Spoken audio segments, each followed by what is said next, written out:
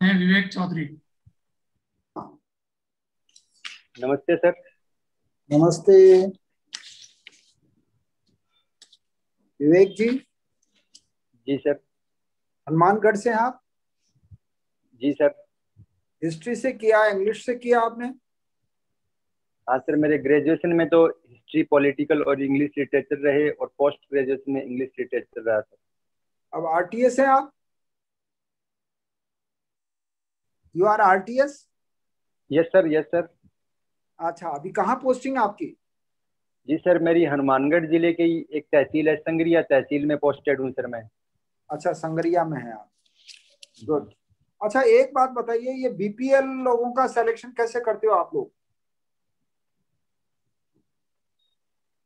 BPL का selection, BPL को की कैटेगरी का आप डिसाइड कैसे करते हैं आप लोग? जो है ना, सभा में होता है, गांव में किस तरह से डिसाइड होता है?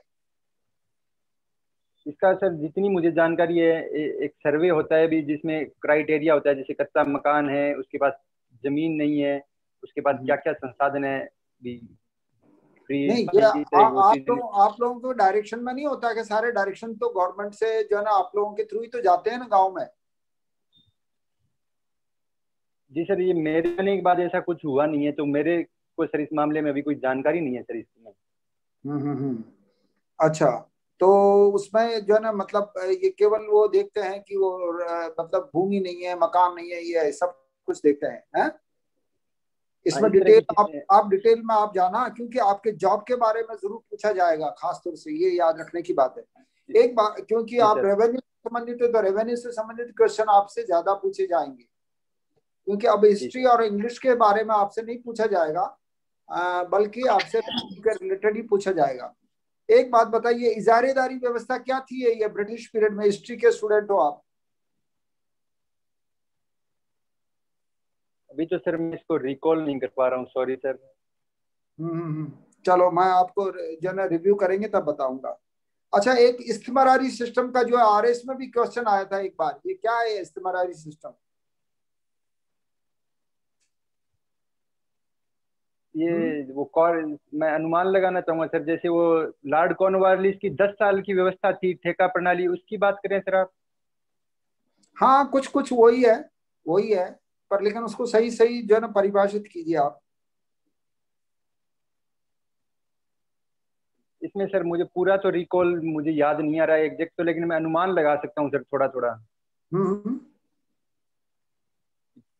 एक तरह से ये ठेका प्रणाली थी जिसमें एक निश्चित अवधि के लिए वो उनको लगान पे करना था, एक लगान निश्चित कर दिया जाता था, ऐसा कुछ था सर, मुझे एकदम एग्जैक्ट तो अच्छा, याद तो नहीं आ रहा। ध्यान आपको थोड़ा पढ़ना पड़ेगा इस मामले में, देखना आपका ना। क्या कारण है कि भारत में आम आदमी चौपाल पर बैठकर बीड़ी सिगरेट लगाता रहता है, और जबकि महिलाएं खेत पर सारा काम संभालती है? क्या यह सत्य है? और ऐसा है तो क्यों है? इसके चार कारण बताइए आप। ऐसा सर मतलब वर्तमान में तो। हम्म सर। हम्म बताइए जी बताइए। सर, वर्तमान में सर मैं जिस एरिया में और इस तरफ देख रहा हूँ, ऐसा बिल्कुल भी प्रचलन नहीं है। यहाँ महिलाएं हम्म और पुरुष दोनों ही खेत में जाते हैं और साथ मिलकर काम भी करते हैं। हम्म। अच्छा, नहीं, यहाँ पर बहुत बड़े एरिया में है, या राजस्थान के बहुत बड़े इलाकों में ऐसे ही काम होता है? वो जो है ना, महिलाएं ज्यादा काम करती है, आदमी बैठा रहता है, ऐसा नहीं है क्या? ऐसा सर अभी मेरे ध्यान में तो ऐसा आया नहीं है, क्योंकि जैसा मैंने जनरल देखा है तो उसमें जितने मेरा अनुभव है सर, उसमें तो वो है कि पुरुष जाते हैं जैसे इस रीजन में, और कुछ हो सकता है ऐसी कुछ जगहों पे ऐसा हो कि आदमी बैठे रहते हो, महिलाएं जाती हो। अच्छा, भारत में तहसीलदार और नायब तहसीलदार की बहुत बड़ी हस्ती मान के चलते हैं, ऐसा क्यों है ये? तहसीलदार सर सरकार का प्रतिनिधि होता है, तहसीलदार को लैंड होल्डर भी कहते हैं। जब भी कोई कानूनी मामला होता है तो सरकार की तरफ से तहसीलदार पक्ष रखता है, इस कारण उसकी वो काफी इज्जत वैल्यू है सर। और जमीनों से जितने रिलेटेड सारे मामले हैं वो तहसीलदार ऑफिस से डील होते हैं, एसडीएम ऑफिस से डील होते हैं, इस कारण उनकी वैल्यू ज्यादा है सर, क्योंकि आम जो जनता किसानी से सीधा जुड़ाव है इनका। इसलिए। अच्छा, भारत में हर काम के लिए लोग जो है ना सरकार को जिम्मेदारी ठहरा देते हैं, और हर काम के लिए सरकार जो है जिम्मेदारी आगे नीचे जाकर तहसीलदार पर ठहरा देते हैं। इसके क्या कारण है आप? आजादी के सरकार बाद का ये प्रतिनिधि ट्रेंड बन गया है, ये ट्रेंड बन गया है। यहाँ पर कोई भी व्यक्ति, जनता जो है कहेगी साहब सरकार ने ये नहीं किया, सरकार ने नहीं किया, इसके लिए पीछे क्या कारण मानते हैं आप? इसके पीछे एक वो है कि जब औपनिवेशिक विरासत के रूप में जब भारत आजाद हुआ तो जैसे गरीबी थी, बेरोजगारी थी, संसाधन कम थे, तो हर आदमी हम्म, सरकार की तरफ देखता था कि सरकार अच्छे स्कूल्स हो, कॉलेजेस हो, हमें रोजगार दे। तो उनकी उम्मीद रहती है सरकार से इन चीजों पे, तो इस कारण वो सरकार की तरफ देखते हैं सर इन चीजों को लेकर। शिकायतें मिलती रहती तहसीलदारों की अक्सर, जो है लोग ये जो है हेरा फेरी कर देते हैं रिकॉर्ड में, ऐसा क्यों? जो है इसको क्या समाधान करना चाहेंगे आप, किस तरह से? वर्तमान में तो सर इसका काफी समाधान हो गया है, क्योंकि राजस्थान की 287 तहसीलें ऑनलाइन हो चुकी है सर। तो हम्म, इस तरह की जो हेराफेरी है वो अब संभव नहीं है। केंद्र सरकार का digital India land record modernisation programme चल रहा है, हम्म, तो अब 53 तहसीलें बची है सर। तो ये काफी इस दिशा में ये अच्छा कदम है सर। हम्म। अच्छा, कानून को आपके यहाँ क्या करता है? कानून को सर जो ऑफिस में जो LR सेक्शन होता है, जिसमें पटवारियों से डील करना है, म्यूटेशन है, सीमा ज्ञान है, उसके सारे आवेदन लेना है, उनको पटवारियों को भेजना है, इस तरह के जो भी सारे काम होते हैं वो कानून को देखता है सर। और रिकॉर्ड का भी वो नियंत्रण रखता है। अच्छा, डीआरओ आपके राज्य, आपका क्या काम देखते हैं? आपके ऊपर वो जो है क्या जो है नियंत्रण रखता हो, किस तरह से? District revenue officer. DRS हम्म। डिस्ट्रिक्ट रेवेन्यू ऑफिसर, ये सर जो आप कलेक्टर की बात कर रहे हैं, या वो DRA होता है, ये जो कलेक्टेड शाखा में TRA से ऊपर की पोस्ट होती है उसकी बात करें सर? मैं समझा नहीं।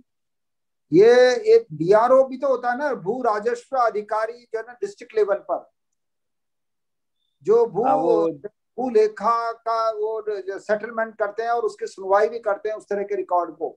अगर कोई भी आपके यहाँ की जो है ना कोई प्रॉब्लम गई तो फिर वो उसका सुनवाई करते हैं। सॉरी सर, इस मामले में जानकारी नहीं है सर। डिस्ट्रिक्ट रेवेन्यू ऑफिसर कौन होता है?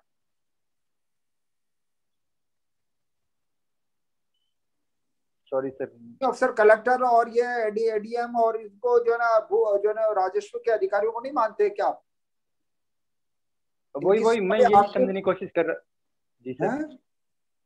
मैं यही समझने कर रहा हूँ, शायद आप कलेक्टर की बात करें, district as a revenue officer के रूप में तो वो तो कलेक्टर की बात डिस्ट्रिक्ट कर रहे हैं। रेवेन्यू अफसर तो वही हुआ ना, वो भी तो डिस्ट्रिक्ट कलेक्टर भी तो जो है ना रेवेन्यू अफसर ही तो है।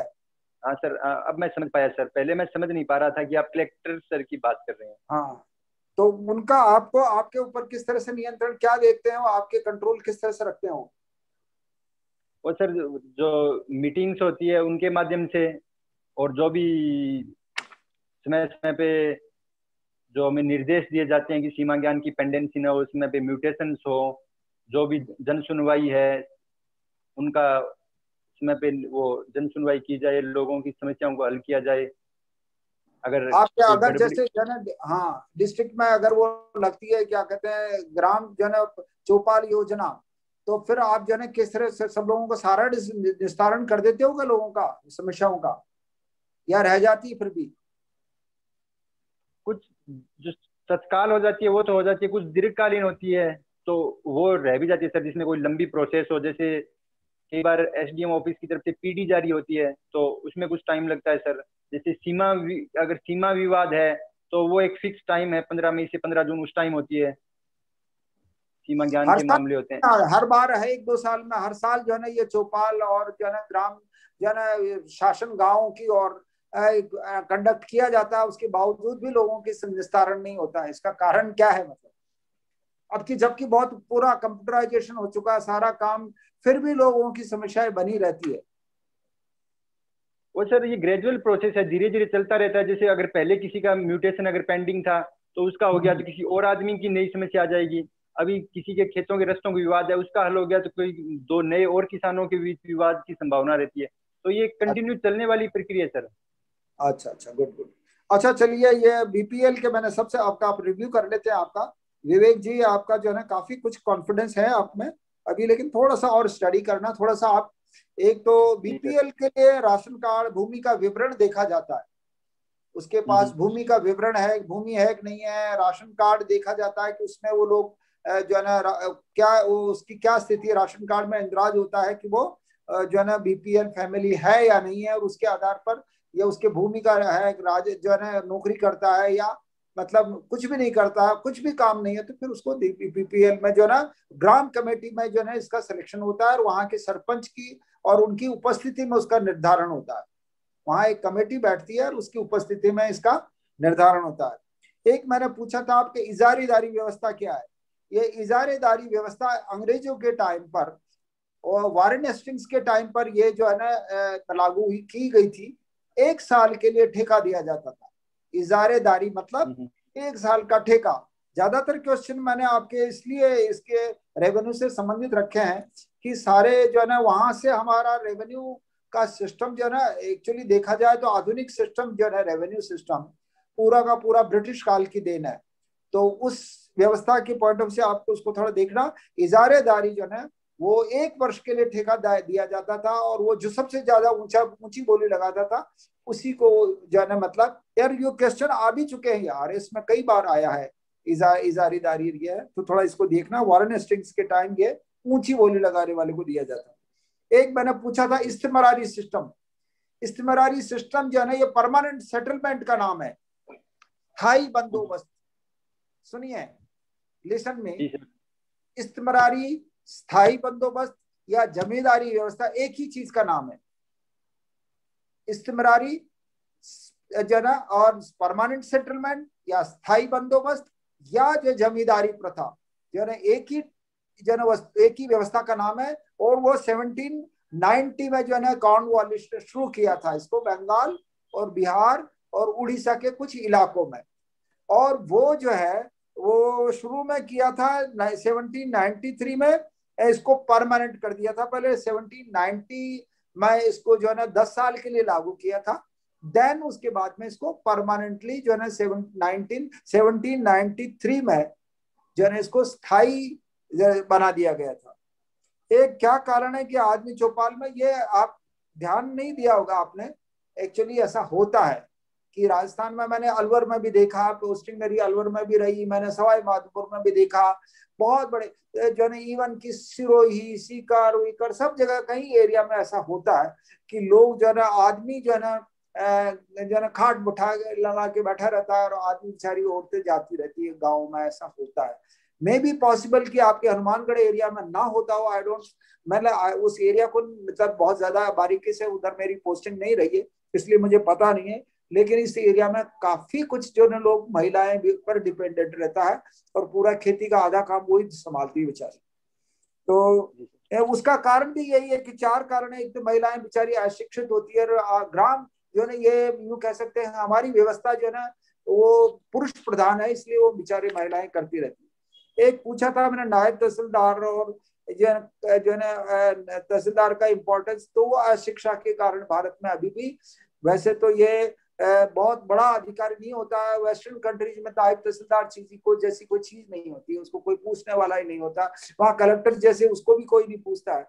तो पर लेकिन हमारी यहाँ अशिक्षा है, गरीबी है, और जो है वो सारा खेती पर या कृषि पर अभी भी आधारित है इस अर्थव्यवस्था, इसीलिए इसका इम्पोर्टेंस अभी भी बना हुआ है।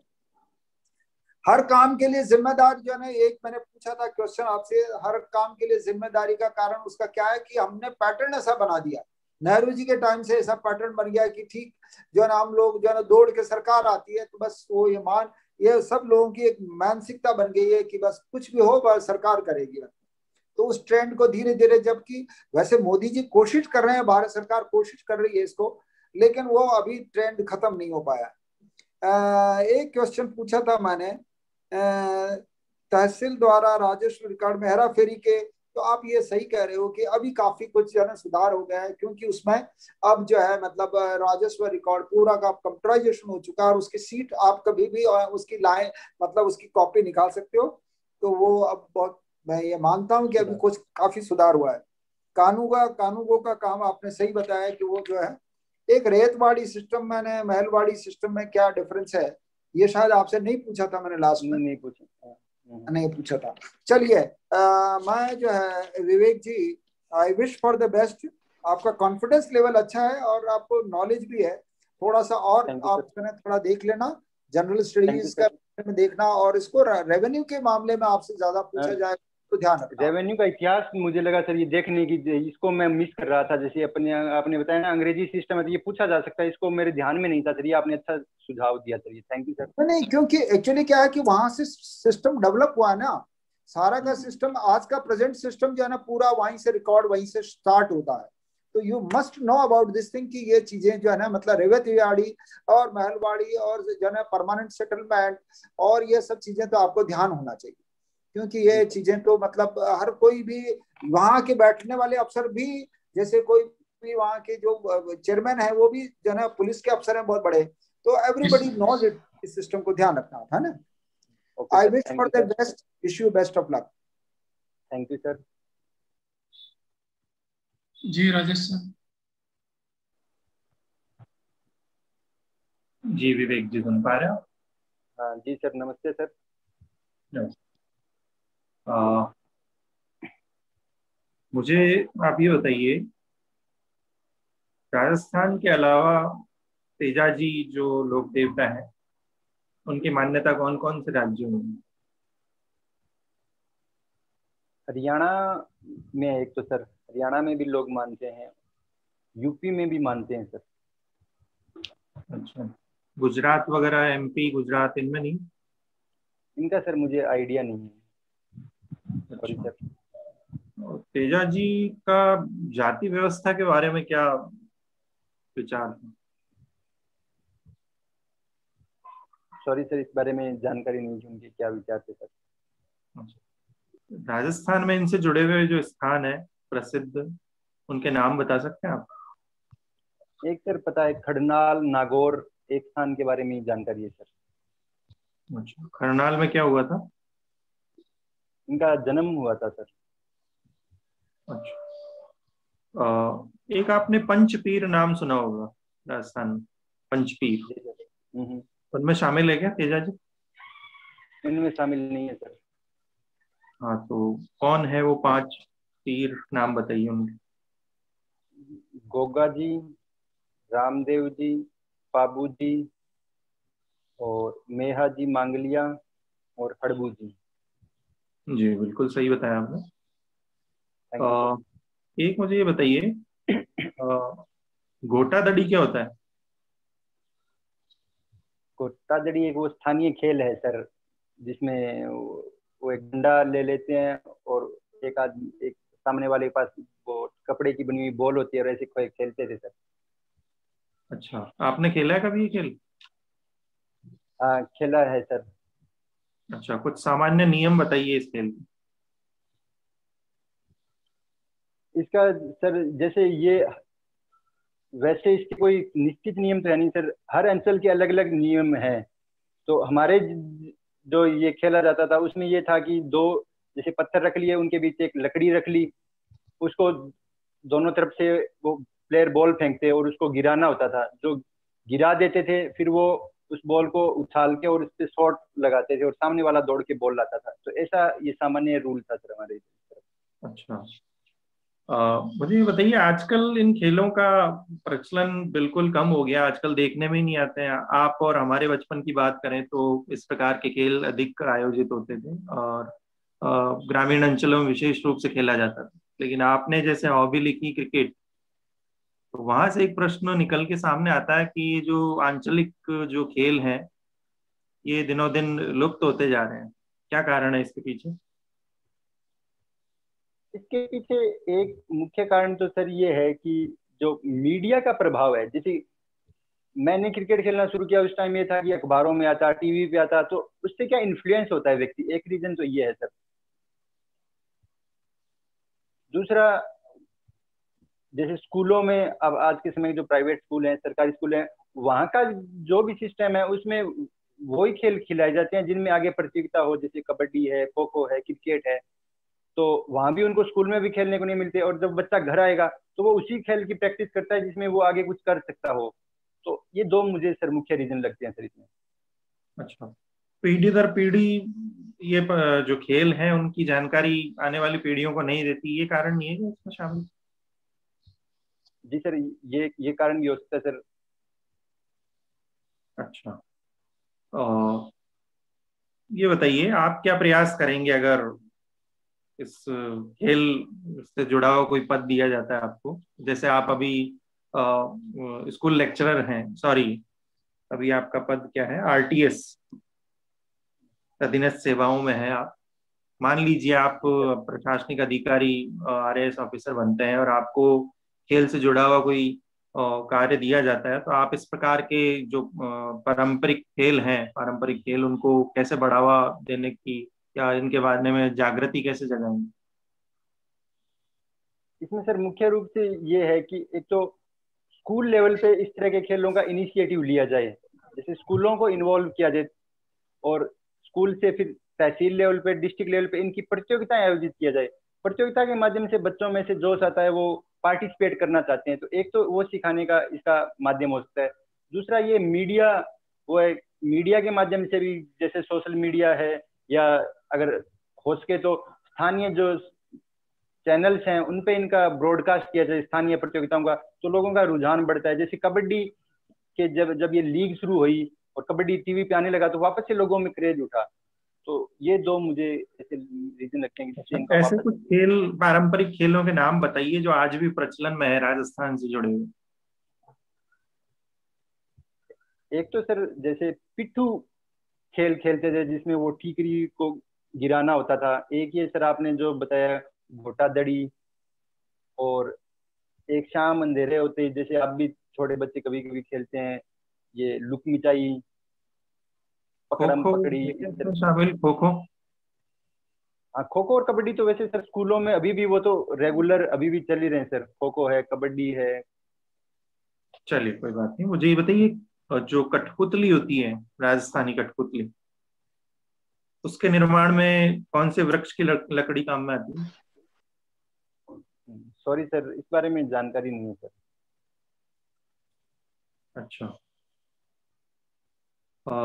मुझे ये बताइए, प्रोबेशन पीरियड क्यों रखा जाता है सरकारी सेवा में?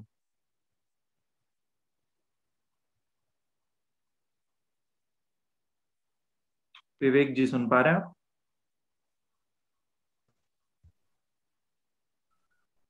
विवेक जी, हाँ जी सर। आपने प्रश्न सुना पूरा? मैं सुन नहीं पाया, कोई बात नहीं, रिपीट कर रहा हूं मैं। वजह से आपने दिक्कत देखा आई होगा, सर। चयन होने के बाद प्रोबेशन पीरियड रखा जाता है, उसका क्या कारण है? सॉरी सर, इसका तो इस बारे में तो जानकारी नहीं है सर। आप वर्तमान सेवा में आरटीएस पोस्ट पे हैं और पहले भी सरकारी सेवा में रह चुके हैं, इतना जानकारी होनी चाहिए आप। जी सर, होनी तो चाहिए, लेकिन एक अनुमान लगा हाँ, सकता हूँ सर, आप कहें तो मैं। जी जी बिल्कुल। इसका एक रीजन ये हो सकता होगा कि व्यक्ति का कार्य का आचरण कैसा है, उसकी उस सेवा के प्रति उसका व्यवहार कैसा है, कैसे वो लोगों से डील करता है, उसका सिविल सेवा का आचरण। उसको देखने के लिए अगर वो 2 साल में वो अगर समयबद्ध नहीं है, तो उसको उससे हटा दिया जाए। इस तरह का कुछ रहा होगा सर रीजन, और तो मुझे अच्छा तो जानकारी नहीं है सर। अच्छा, शिक्षकों के लिए होता है प्रोबेशन पीरियड? होता है सर। अच्छा, तो आपने सफलतापूर्वक पूर्ण किया होगा प्रोबेशन पीरियड? नहीं सर, वो मेरे 1.5 साल हुए थे, इसके बाद ये मेरा कॉल आ गया था सर ये। अच्छा, बहुत अच्छी बात है ये तो। चलिए, अंतिम प्रश्न, मुझे ये बताइए, आप में ऐसे क्या गुण हैं जो एक कुशल प्रशासक में होने चाहिए? मेरे में टीम बिल्डिंग का सर एक अच्छा गुण है, मैं लोगों का नेतृत्व कर सकता हूँ। एक लिसनिंग का सर मेरे में अच्छा गुण है, जो मैंने यहाँ अभी फील्ड में आके महसूस किया कि जब लोगों को आप गौर से सुनते हो तो आधी समस्या तो उनकी उसी टाइम हल हो जाती है। ये 2-3 गुण सर मुझे लगता है कि। अच्छा, एक ही गुण बताया आपने, दो तो हो गई। टीम बिल्डिंग सर, लीडरशिप और लिसनिंग। चलिए ठीक है, अब थोड़ा रिव्यू कर लेते हैं। देखिए, एक सिंपल सा सुझाव है आपको कि आप जब उत्तर देते हैं तो अपने हाथों से डायरेक्शन देते हैं। हाथ से डायरेक्शन देना थोड़ा गलत लगता है, क्योंकि जो बोर्ड होगा उसमें सब सीनियर्स होंगे, सीनियर ऑफिसर्स होंगे, तो उनके सामने ऐसे हाथों से डायरेक्शन देना थोड़ा ऑड माना जाता है। और मैं एक ध्यान आप रखूंगा सर। हाँ। जी, एक आप सिर भी हिलाते हैं उत्तर देते वक्त, तो सिर हिलाएं लेकिन इतना भी ज्यादा हिले डुले नहीं, ये थोड़ा आत्मविश्वास की कमी को दर्शाता है। ठीक है। इसके अलावा जो नॉलेज पार्ट है उसमें देखिए, एक तो गुजरात है और एमपी, उनमें भी तेजा जी की मान्यता है। इसके अलावा थोड़ी जी और सर। जानकारी लें आप, शिव का 11वां अवतार भी माना जाता है इनको। और इनसे जुड़े हुए जो स्थल है, करनाल के अलावा सुरसुरा है, बासी दुगारी है। ठीक है, इस प्रकार के कुछ स्थल है। थोड़े सामान्य जानकारी रखें आप। और जाति व्यवस्था का इन्होंने विरोध किया। ठीक है, ये थोड़ा हटके फैक्चुअल क्वेश्चन नहीं है, बहुत हटके क्वेश्चन है कि जाति व्यवस्था से संबंधित इनका जो विचार था कि इन्होंने विरोध किया था जाति व्यवस्था का। मानव विज्ञानी है वो, इनके ऊपर जो रिसर्च की है उन्होंने ये बताया कि इन्होंने विरोध किया था। मारवाड़ के जो पंचपीर है उनके नाम आपने सही बताया। घोटादड़ी के बारे में भी आपको सामान्य जानकारी है। कठपुतली की जो लकड़ी होती है, आडू आडू वृक्ष होता है, हाँ। अडू, अडूसा जिसको शायद अड़ू, हमारे हाँ हाँ बोलते हैं, हाँ। अडू। अड़ू। और उसके पीछे लॉजिक ये है कि वो हल्का होता है, बिल्कुल वजन में हल्का होता है, और इसकी वजह से उसकी लकड़ी काम में ली जाती है। एक आपने जो सामान्य से ये आपके प्रोबेशन पीरियड वाला आपको थोड़ा और तैयार करना पड़ेगा। एक आपने सही बताया कि उसका जो व्यवहार है या उसने जो ट्रेनिंग में जो सीखा है उसको कैसे वो फॉलो कर रहा है, उसका आचरण कैसा है, तो उसको देखने के लिए या उसको प्रशिक्षण को और बढ़ाने के लिए एक तरह से आप प्रोबेशन को उसमें भी देख सकते हैं। शिक्षक के लिए बिल्कुल होता है, आपने कहा। तो ये कुछ सामान्य से सुझाव है आपको, इनमें आप जी सुधार सर, करें। Thank you sir. और बाकी और ललित सर बताएंगे आप। थैंक शुभकामनाएं। You sir. जी सर। जी सर।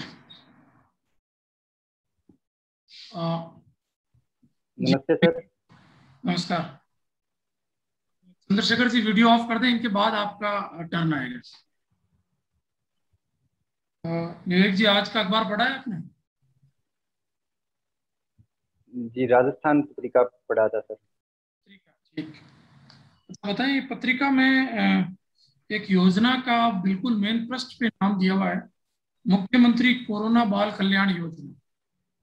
जी सर। इसके बारे में इसमें जो जिन बच्चों के माता पिता की कोरोना से मृत्यु हो गई सर, और वो बच्चे अनाथ हो गए हैं, उनके लिए ये योजना लागू की गई है सर, जिसमें उनको एक मुश्त पहले शुरू में 1 लाख रुपए मिलेंगे। उसके बाद जब 18 साल उनकी उम्र हो जाएगी तब 5 लाख रुपए मिलेंगे, और हर महीने उनको 2500 रुपए मिलेंगे सर। और जो लड़कियां हैं जो कॉलेज में पढ़ रही है, उनको सामाजिक न्याय अधिकारिता विभाग के छात्रावासों में प्राथमिकता दी जाएगी। अम्बेडकर डीबीटी वाउचर योजना का भी उनको लाभ दिया जाएगा। और जो युवा हैं उनको जो मुख्यमंत्री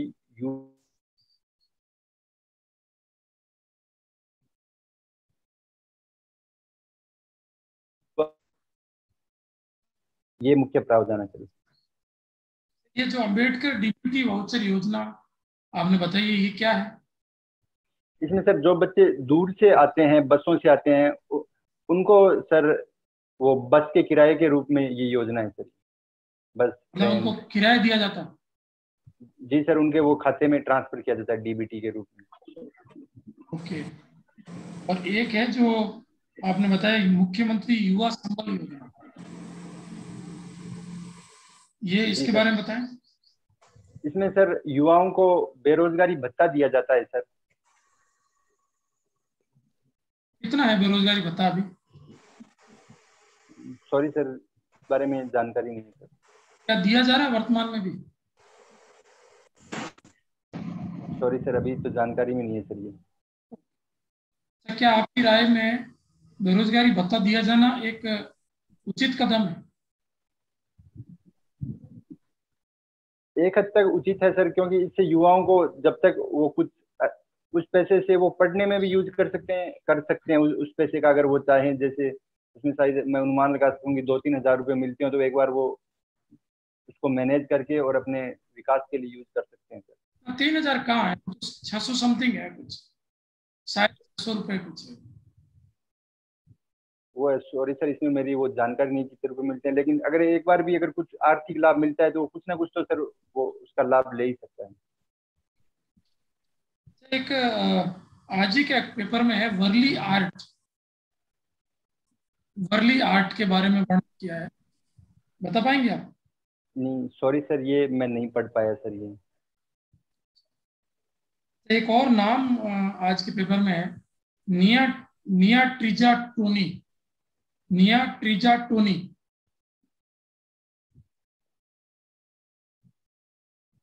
इनको एक पुरस्कार मिला है आज।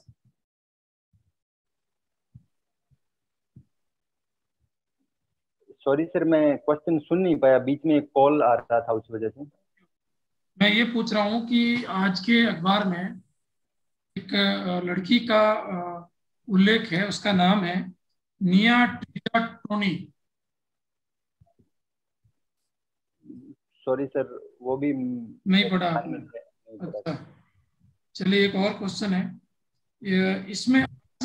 मैं आज के पेपर बेस्ड पूछ रहा हूँ पूरा आपसे, क्योंकि उनके पैनलिस्ट के हाथ में पेपर रहता है, पत्रिका भास्कर, नवज्योति, 3 पेपर्स की तो वो एक एक न्यूज को छान लेते हैं। और दूसरा जो है उनको एक जो उनके खुद के क्वेश्चंस होते हैं वो अलग होते हैं।